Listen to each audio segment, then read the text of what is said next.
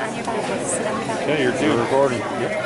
Just let her rip. Okay. I can do it. Nephew, you gotta be quiet.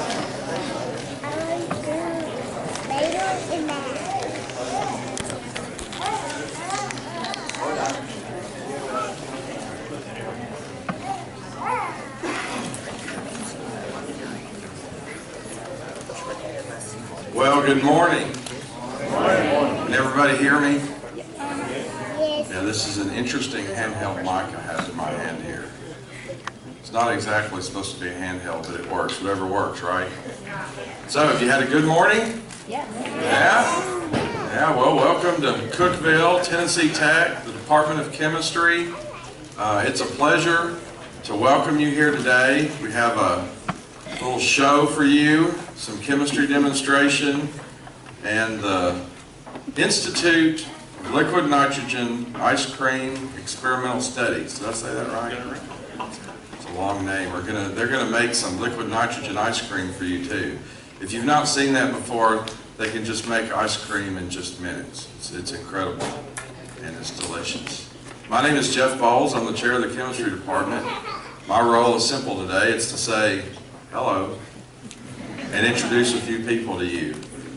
There are several faculty as well as students and student members of the American Chemical Society, as well as even, I think, some new students that are going to assist in putting on these demonstrations. So I hope you all really enjoy it. Dr. Dan Swartling to my right coordinated this event. He's an organic chemist in the department. We have other faculty here, Janet Kuntz, Chad Resniak. Who else is here? Derek. Yep, Derek Cashman up here, filming me right now. So I guess I better be careful. It looks like a lot of people are filming me right now. Actually, there's a lot of things that are film worthy today. So I'm going to be like you, and I'm going to sit down and I'm going to enjoy the show.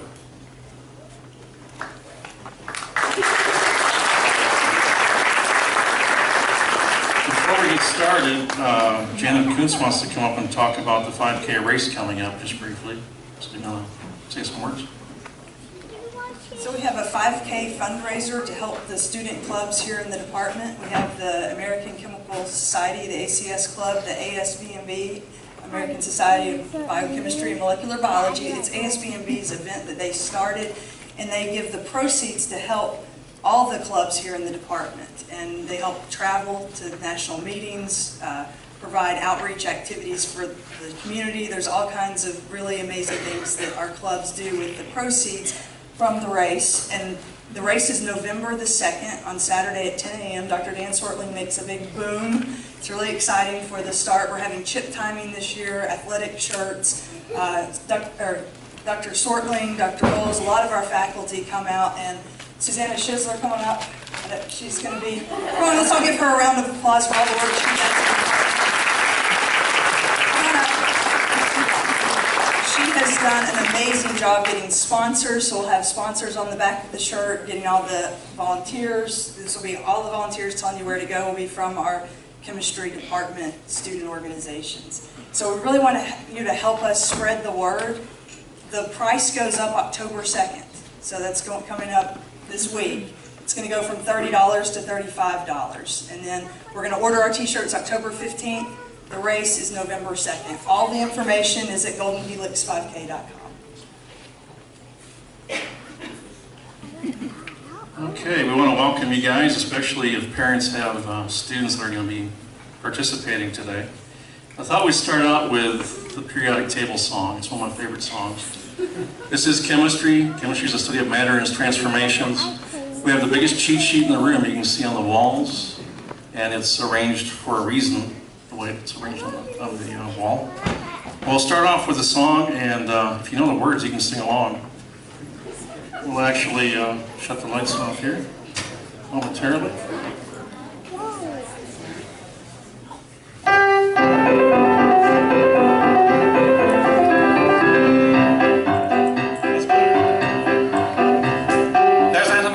Aluminum, selenium, and hydrogen, and oxygen, and nitrogen, and rhenium, and nickel, neodymium, neptunium, germanium, and iron, americium, ruthenium, uranium, europium, zirconium, lutetium, vanadium, and lanthanum, and osmium, and astatine, and radium, and gold, protactinium, and indium, and gallium. and iodine and thorium and thulium and thallium. I actually know this song. There's yttrium and terbium, actinium, rubidium, and boron, gadolinium, niobium, iridium, and strontium, and silicon, and silver, and samarium, and bismuth, lithium, beryllium, and barium.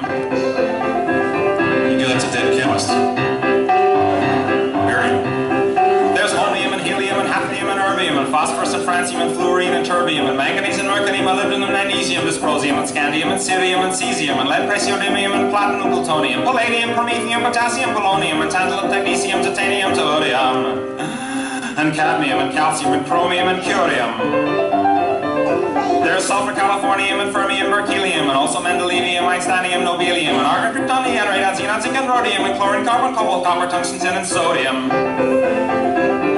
These are the only ones of which the news has come to Harvard, and there may be many others, but they haven't been discovered.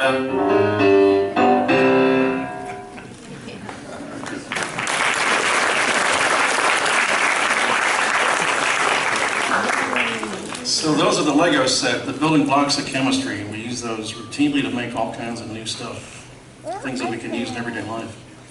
Let's start out with a trick today, and we'll call up especially someone who's got parents here today. Oh, let's start with Joey Cooper, just to pick on him. Where's he? Oh, you're okay. You can put the camera down momentarily. We'll.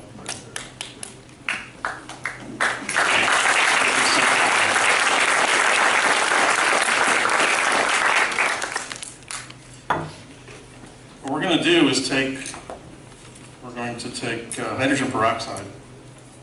First of all, state your name and your major and where you're from, and your year in school.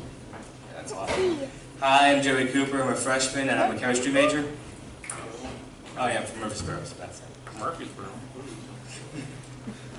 Okay, so what we're going to do is basically put hydrogen peroxide in this container. This is 30% hydrogen peroxide. So go ahead and open the container, fill it about an inch full, 2.5 centimeters full.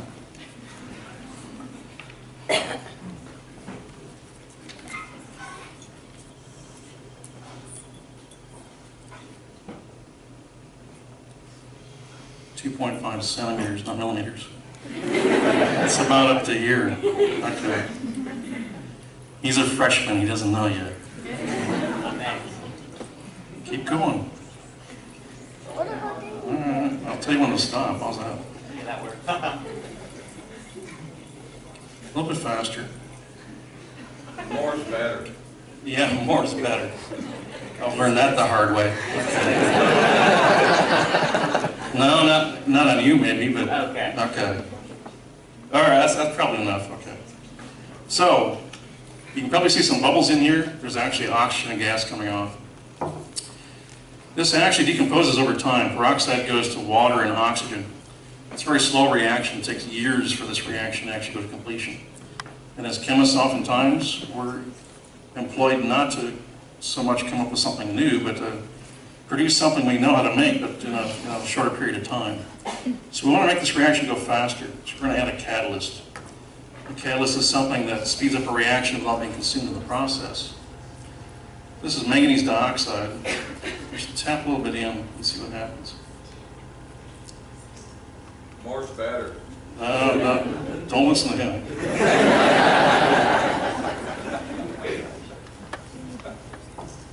Okay, in this case, you might want to put a little bit more. That's good, that's good, that's good, that's good. Oh, yeah. Okay, so watch what happens now. We're taking a reaction that takes years. It's going to go in just a brief seconds. So notice it's starting to fizz a little bit. You sure you added enough? Do I need to add more? No.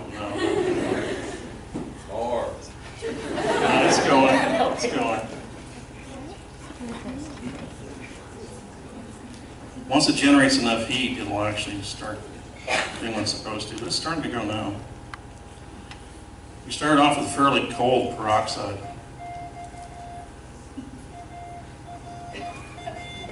Getting a secret message from one of my spies. Here we go. Is that just the fire department? They're just concerned. Yeah. Last year I started out with a school year with a visit from the fire department. That was kind of fascinating.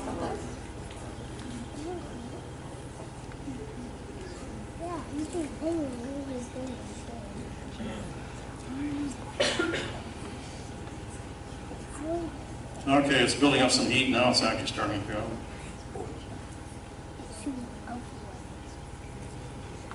So again, we're taking the peroxide, we're decomposing it into water and oxygen.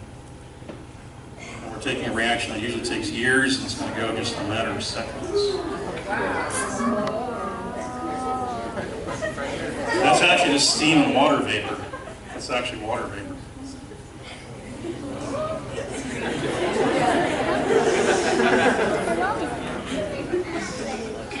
Pay no attention to the screen.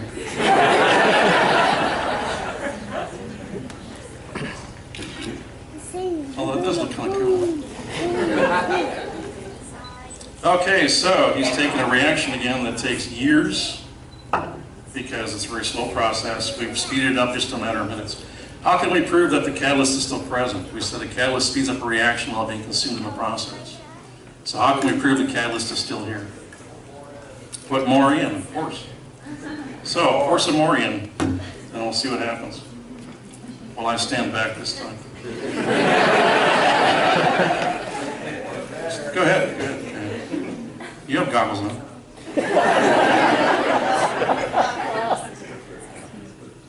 That's probably enough, okay. Okay, so we proved the catalyst is still present because it can still do its job. Once again, once it hits peroxide, yeah, go ahead, take a picture. Decomposes again into oxygen and water vapor.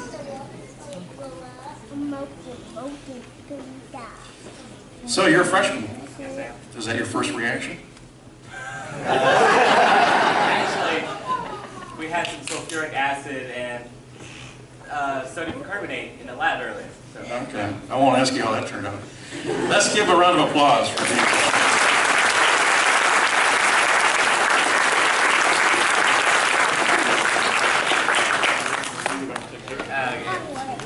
Good job. Who did I steal these from? Okay, who to pick on next? Who the mic go? Where is Rebecca Lampley? And do you have safety goggles?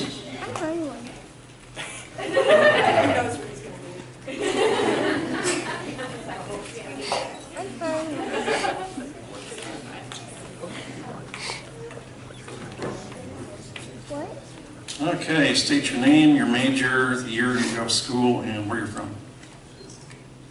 I am actually a triple major. I'm a biology, biochemistry, mechanical engineering major. I'm from Nashville, Tennessee, and I'm a senior, so I'll be graduating in May.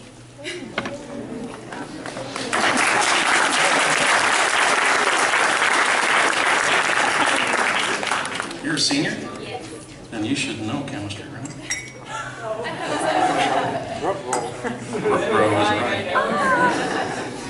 We have two solutions we're going to mix. This is solution 1 and solution 2.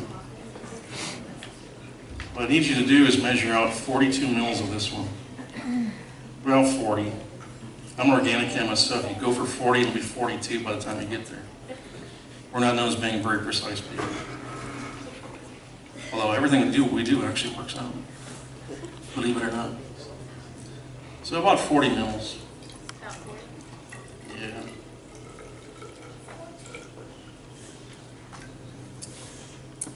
It's about 48. 48? Okay, that's a bit too much. Okay.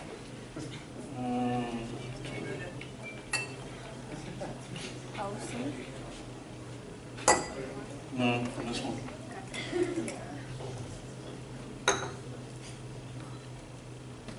That's good enough. 40 mils. Okay, now add 100 mils of water to that one. Put it in here, then add 100 mils of water to it. This is distilled water. So add 100 mils of distilled water to that one. We did use this one, right? Yes. Good. This is a foolproof demonstration as long as you remember one thing. you don't measure the same solution twice. Because if you add the same thing to itself, nothing happens. And then I have to explain why things happen the way they do, which I'm good at, actually. Like, why did your hair catch on fire this week? I'm just reminded that he still has a videotape of the only time I've caught my hair on fire in class. He's threatening to give it to the faculty for Christmas presents. Okay, so we have solution 1. Those are stock solutions. We dilute those down. Now, try to get about 40 mils of that one. And that should be more critical than the other one. So aim for 40 if you can. I'll have to put it in the big one.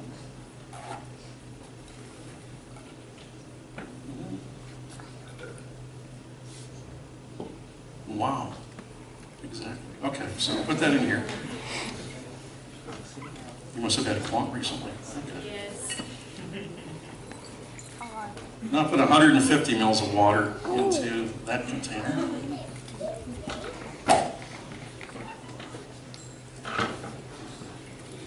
Notice for people like me, I even put the caps in different colors to remind myself which ones to use. I'm sure I don't measure the same one twice. So there's 100.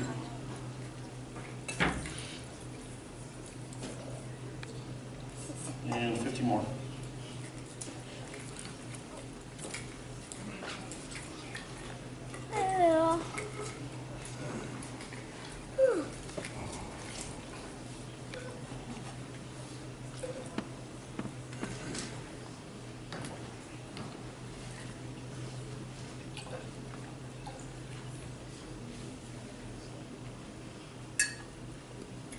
Okay. And now, what do you think we're going to do? Okay, so we're going to mix them together. So mix the small one while I stand back. Mix the, put this one very rapidly into the big one and hold this up for everybody to see, and we'll see what happens.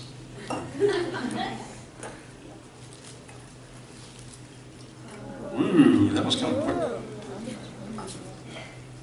We actually turned 2 colorless solutions into a colored solution. That's actually iodine that we produced. It's the iodine clock reaction. So we can determine the amount of time it takes by diluting it down. The more diluted it is, the longer the time takes. So let's do that again a second time, but use 20 mils. 20 mils of each solution, and we'll put those in containers. So solution 1, 20 mils. That was pretty fast.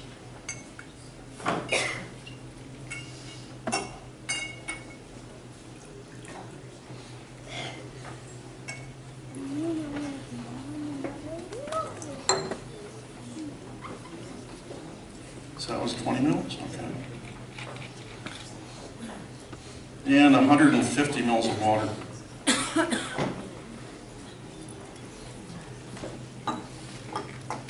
Some water.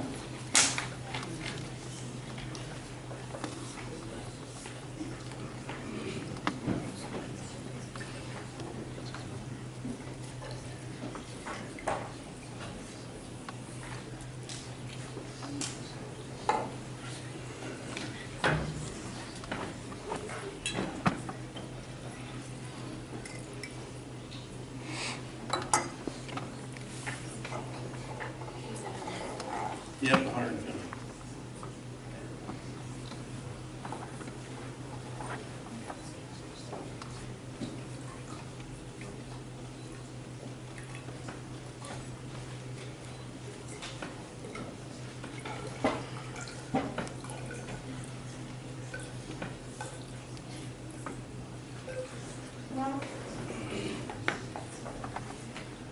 That's probably okay. More is better. More is better.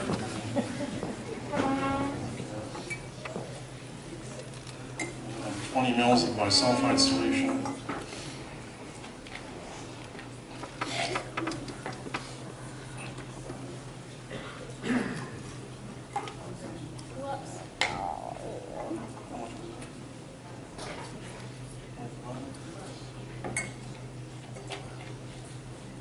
It's not for government work. There we go. 150 mils in that one also. So we're cutting down the volume of stock solution used now. We're diluting it even more this time, so it should take longer, in theory.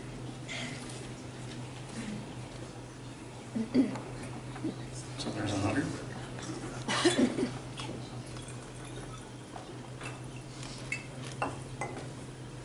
And 50 more.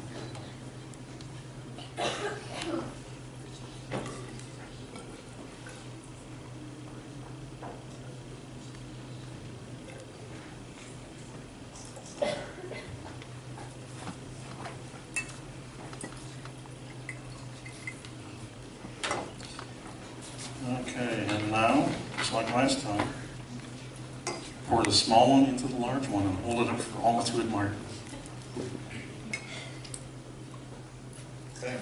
Kind of as fast as you can. There we go. Stand back this time. Ooh, took longer this time, didn't it? So, again, we can control the time by controlling the amount of water we have. The more dilute the chemicals are, the longer it takes.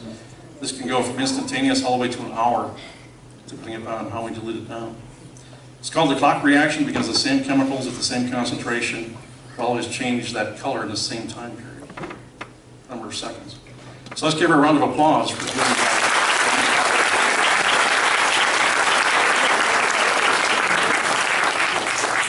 Okay, Janet wants to do one of her favorite tricks, so we'll call on Mrs. Smith to come up here.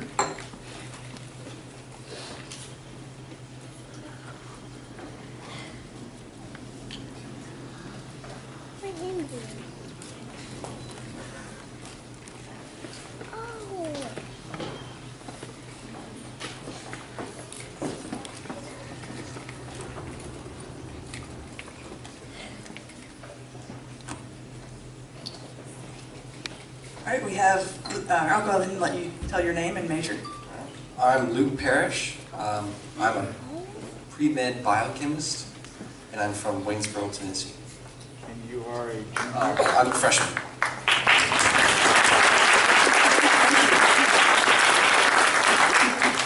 Today we're going to, go ahead and advance the slide one time over. Talk about universal indicator and how it helps us understand information about solutions. So what I'm going to start with is we have some tap water, and I'm going to use this universal indicator, and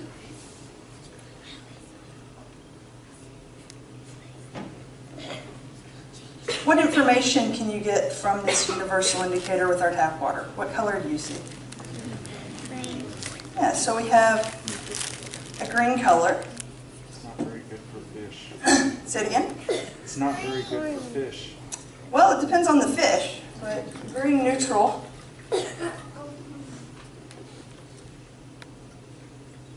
And we have here a solution.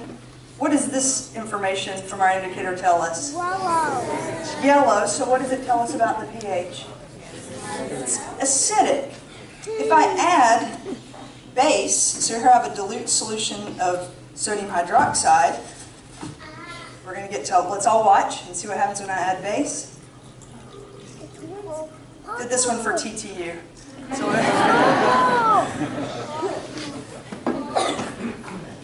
So here, Lucas, what I want you to do is hold this, and I'm going to add universal indicator. This is tap water. Now that we've seen this, what happens with tap water, what do you predict is going to happen when you take universal indicator and add it with tap water?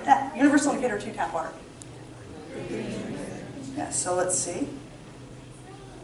Now, chemistry is the study of matter. Matter is just the fancy word for stuff, and the changes it undergoes. So that's the big fun part of chemistry, is what are the changes that matter undergoes. So what we're going to do now, let's go ahead and swirl that. You can give it a better swirl than that. There you go. Give it a little bit more. And then now, what I'm going to do is make it so that you can see a little bit better. I'm going to hold this. Can everybody see? And now, Lucas, what I want you to do is exhale through this solution. Get a big, deep breath. And everybody can see?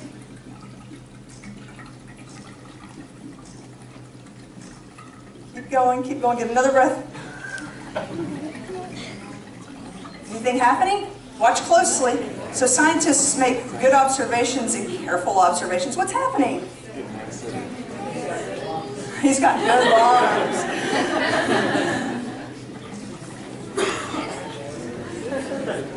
So thank you, Lucas. Don't pass out, please. That's good. So we've changed the pH of the solution. The pH has dropped, meaning that this solution is now more what?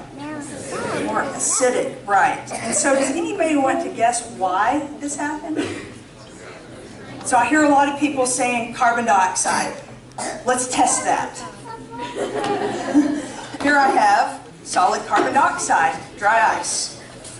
So we have dry ice,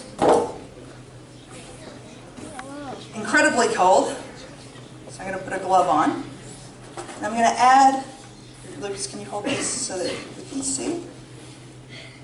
Got our tap water. I'm going to add some dry ice to our tap water, and what do we observe?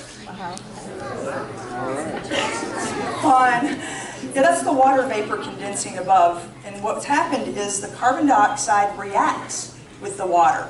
It reacts with the water to form carbonic acid. The pH drops. We observe a color change with our universal indicator. So now here what I have are two other solutions. I have a solution A and a solution in B. And what we're going to do is add some dry ice to both of them. Make observations.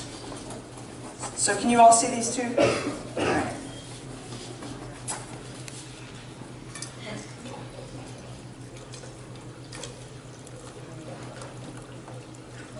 Huh. What's happening? This one, same observation that we saw here, this is just tap water. I add tap water, I put my dry ice, which is our solid carbon dioxide. The carbon dioxide reacts with the water to form carbonic acid, the pH drops. Now what's happening here? Anybody want to explain this? It's still green, so what do we know about the pH of this solution? It's still neutral, so can anybody here explain this? What type of solution do we have? Come on, chemistry. Yell it out. A buffer, right. A buffer is a solution that resists changes in pH when you add an acid or a base to it. So what we have here is a solution of baking soda and water. Baking soda is sodium bicarbonate, and it acts as a buffer to resist the change in pH from the carbon dioxide. I didn't notice that. Fun stuff. Acids and bases, universal indicator. You can come and play with this afterwards if you'd like to. It's really exciting when we add a little bit of acid, add a little bit of base, observe the color changes. So I'll turn over to Dr. Swartling.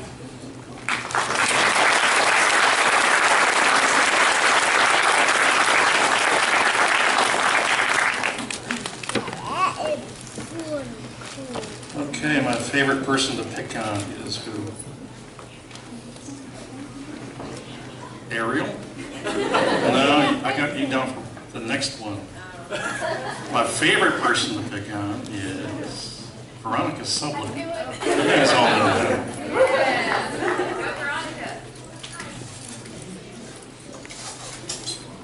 We're going to go through some of this stuff a little faster so we can get some more stuff in before we go to the ice cream. Veronica plays rugby, so she's used to danger. A lot of it. I got bit by a dog yesterday too, so I mean, it's all good. State your name and your major and where you're from and who your parents are.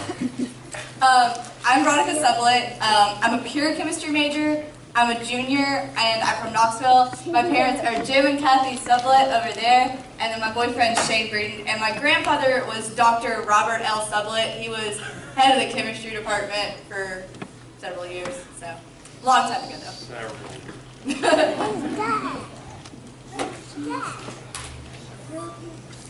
Okay, we're going to simulate combustion in car engines now, which is always fun. Oh yes. This is methanol, and this is a bottle with 2 screws in it with a gap called a spark gap. A 4th grader, I think no, it was a 5th grader, actually gave me this idea. For years I've been trying to hit certain ceiling tiles and avoid the lights in this room.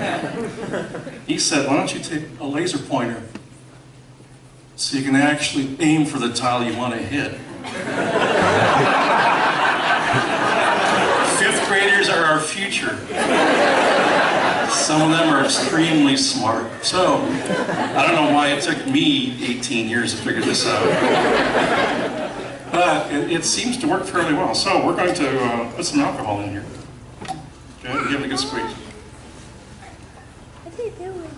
More. More is not always better.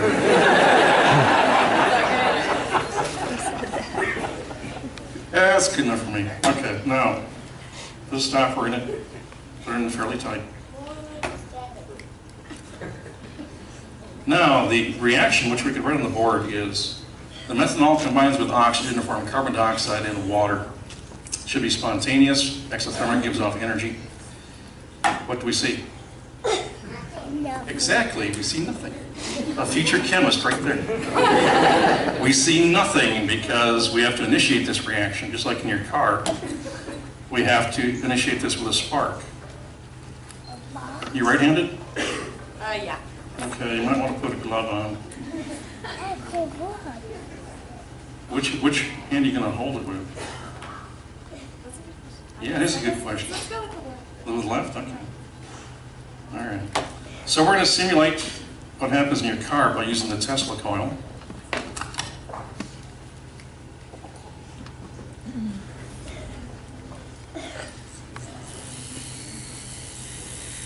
Do you have an aim for where you want it? That's your job. We don't want to hit lights because the dean is here.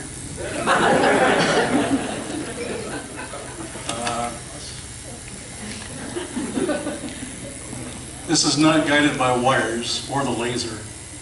It's a dumb cord, not a smart cord. That's good enough, okay. So, when you're ready, hit one of the screws.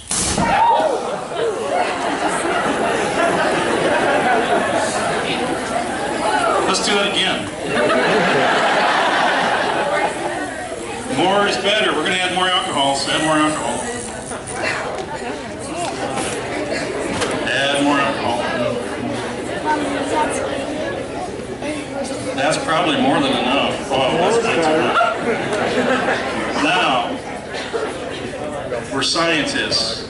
It's got to be the same stopper with the same coil, with everything else being the same. The only difference now is we added more alcohol. So go ahead and shake that up.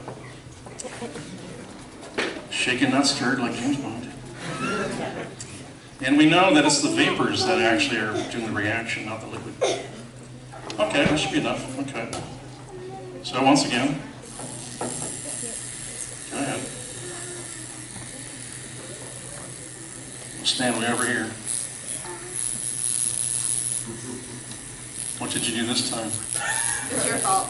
It's not my fault. Derek's taking pictures over here. Okay, you're a chemist. In fact, you're a senior, right? No, junior. Oh, junior? Okay, then you don't know the answer yet. What is wrong?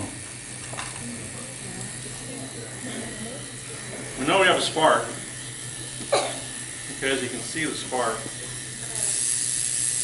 Okay. It's the same cord.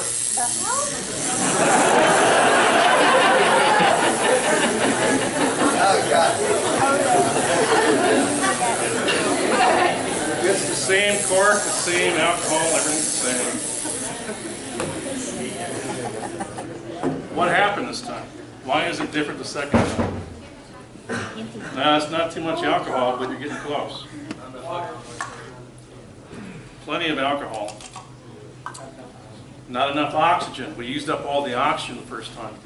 We said the alcohol has to react with oxygen to produce CO2 in water. Without oxygen, there's no combustion. That's why we have things like fire extinguishers to exclude air from things to keep things from continuously burning or putting out fires. So we're going to put air back in here. It's like CPR in a bottle. Chest compressions. Here we go.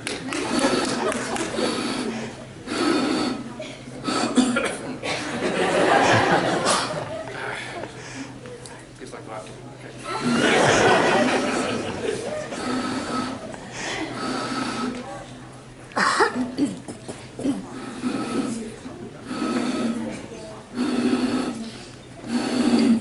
That should be enough. Now, the same bottle, the same alcohol, same cork. Go ahead and shake it.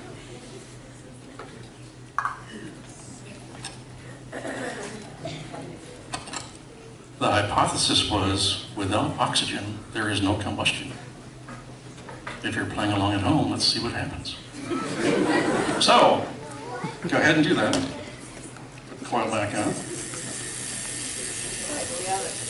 I don't know. How's your aim? Oh, that's good. That's good. All right. Just making sure. Yeah. So, was the hypothesis correct? Without oxygen, there's no combustion. You need oxygen. Oxygen is required for the reaction to take place. So Veronica has passed Jim, Kim, and everything else. Let's give her a big round of applause.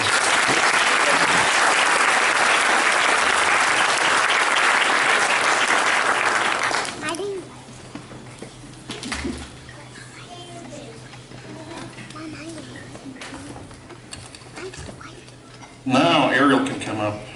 We have a special thing just for Ariel today. Yay. Okay, name and year and major and where you're from. Hi, I'm Ariel. I'm a freshman. I'm biochemistry and French major going pre-med, and I'm from Knoxville, Tennessee.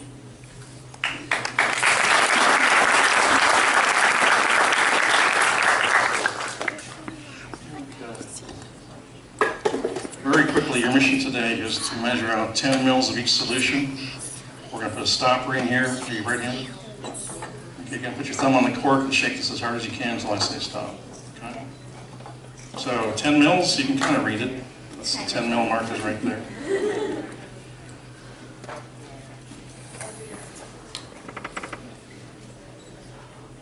And this one is not so critically get exactly 10. That's close enough. Just so it's about equal volumes of the three solutions. So there's solution 1, which is B. And we're going to put 10 mils of A. Now there's an actual order to this. We do this on purpose. We actually do. So B, we put C in last, and you'll see why in just a minute. Okay. And now 10 mils of B.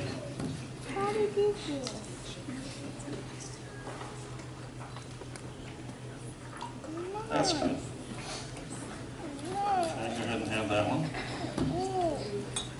Now, yep, put your thumb over the cork and shake it as hard as you can until I say stop.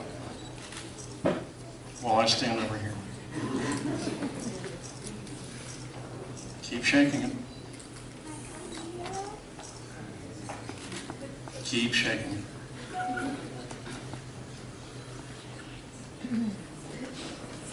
Keep shaking it.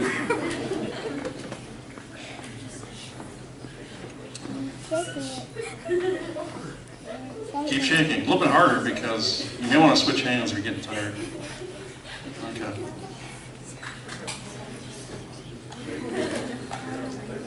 You could dance to the periodic table song, but I don't want to humiliate you that much. We reserve that for seniors. Should we make her stop? Okay, make her stop. What do you see? Ah, you see yourself, apparently. What we've done is an oxidation reduction reaction. One of these solutions contains silver. One contained a solution of glucose under base conditions. We oxidize the glucose and reduce the silver. If the glass is really clean, it plates on the sides as a mirror. It's called the silver mirror reaction. And at Christmas time, we like to make ornaments. We do all kinds of stuff around here that's kind of fun. Let's give her a big round of applause.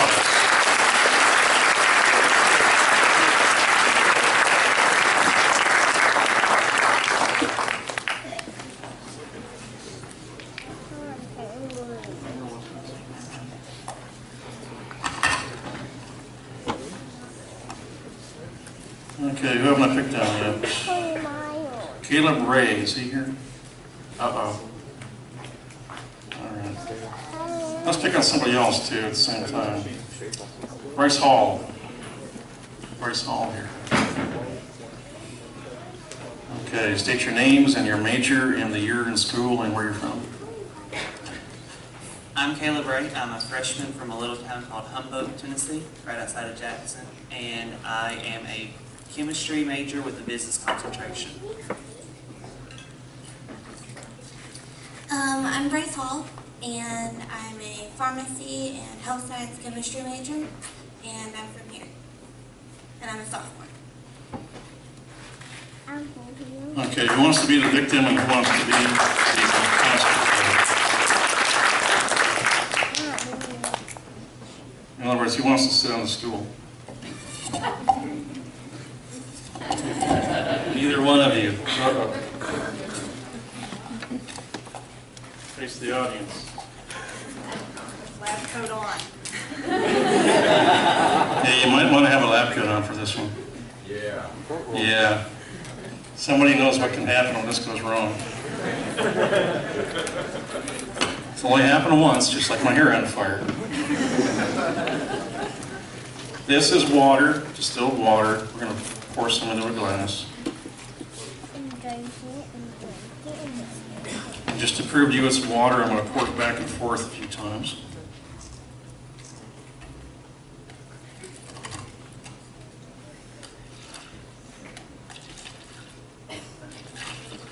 How does that prove it's water?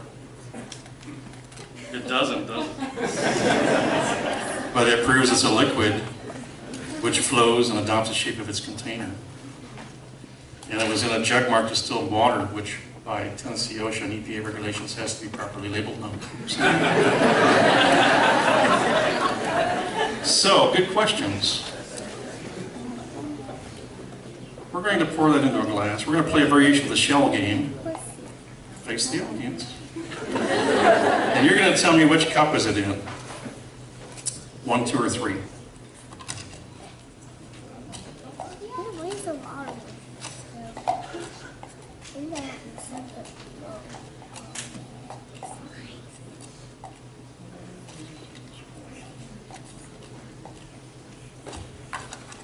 One, 2, or 3. Which cup has the water? 2? Okay, you're supposed to pay attention. Okay, because I wasn't that fast. You could actually follow it. All right, cup 1. Forward over her head. Ooh, empty. Okay. Cup number 3. Also empty. So where's the water? Cup number 2. Where did the water go? It disappeared. Excellent observation, and it's not too far off. The water's still in here, but it did disappear. We did something chemically to it. We made the water be absorbed by a powder that absorbs up to 400 times its weight in water. Same water they put in super absorbent diapers. One of the 10 modern miracles of science. So what goes in doesn't come back on your lap. Okay. Also used in potting soil, they call water locks. So when we have hanging baskets, they don't dry out as much. But this powder absorbed the water, so the water's still here, but magically it stays in the cup because it's bound to the powder. So let's give our victim a big round of applause.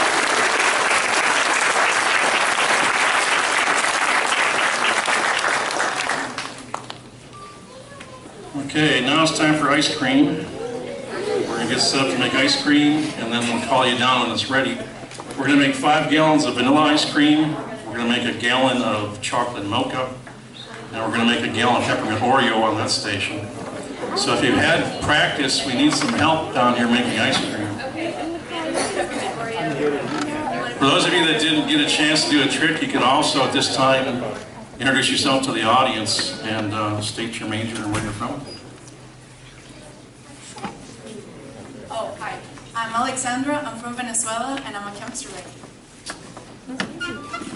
Hello, I'm Rosa. I'm from Peru, and I'm a biochemistry major. Hey, I'm Tim. I'm a biochemistry major, sophomore from Nashville, Tennessee. I'm Adam. I'm a freshman. I'm from Oak Ridge, Tennessee, and I'm a biochemistry major. I'm Amanda Werlein from Tullahoma, Tennessee, and I'm a chemistry major. I'm William Morris from Lawrenceburg, Tennessee, and I'm a senior. I'm Nathan Rigsby. I'm a junior biology major, and I'm from Cookeville, Tennessee. I'm Patrick Stone. I'm a junior health science biology major from Lynchburg, Tennessee. I'm Rebecca. I'm from the North City, and I'm a biochemistry major, and I'm a junior. How's everybody doing? Everybody's just saying their name. My name's Joshua Crago. I'm from Tullahoma, Tennessee, and I'm a microbiology major. I'm a biochemistry major, and I'm from Sheikah, I'm a freshman, a biochem major from Cookeville. How you do it? We're going to split up into 3 teams. One team is going to be on peppermint Oreo, one team is going to be with Dr. Swartling on vanilla, and one team is going to be on mocha chocolate? Chocolate mocha? Chocolate mocha. So.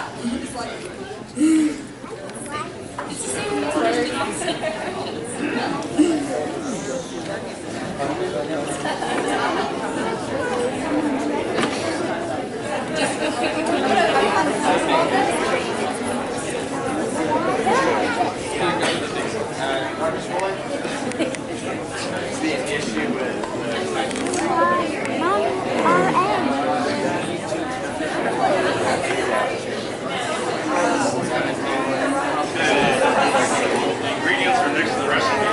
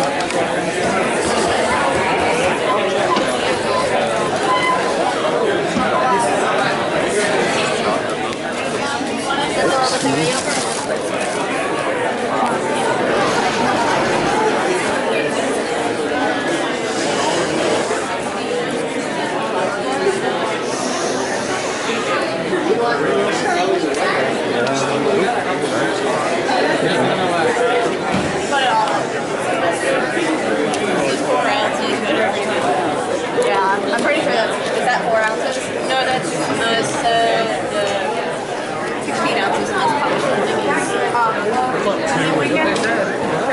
use the mixer. Pull this out, right? Yeah. You're supposed to put that back.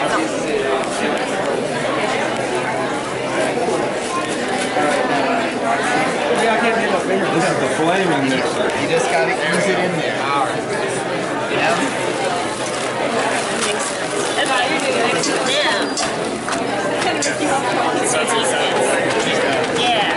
Use a pump.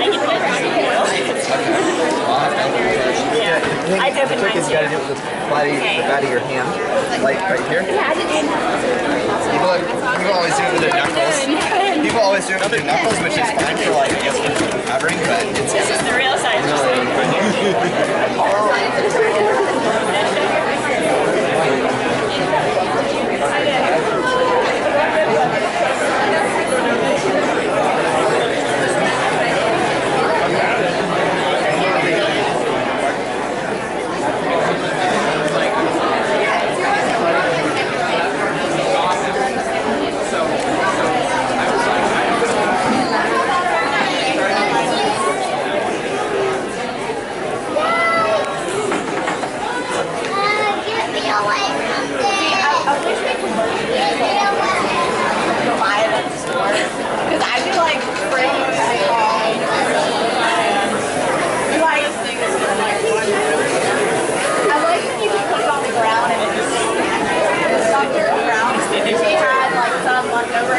Went down the staircase, everything was like,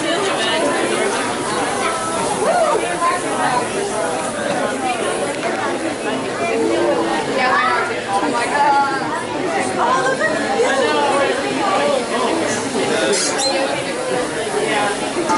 I have my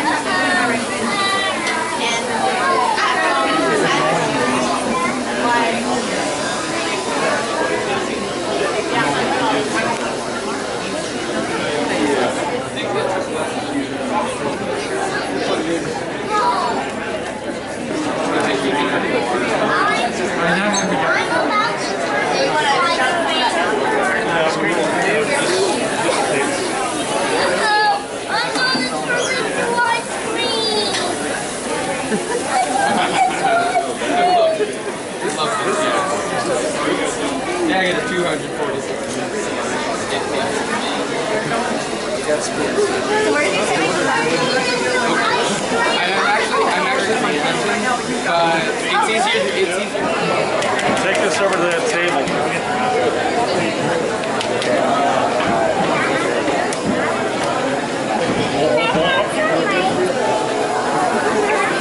Just take it over to that table. Excuse me. watch out!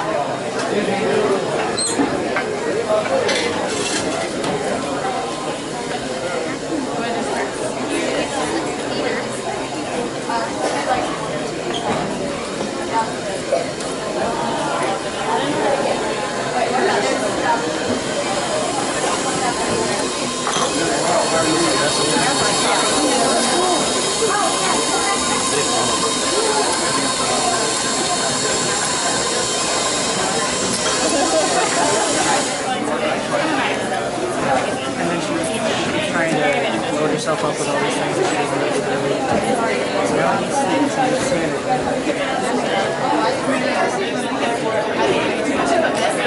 Oh, I just wanted that over the summer. I got it over there.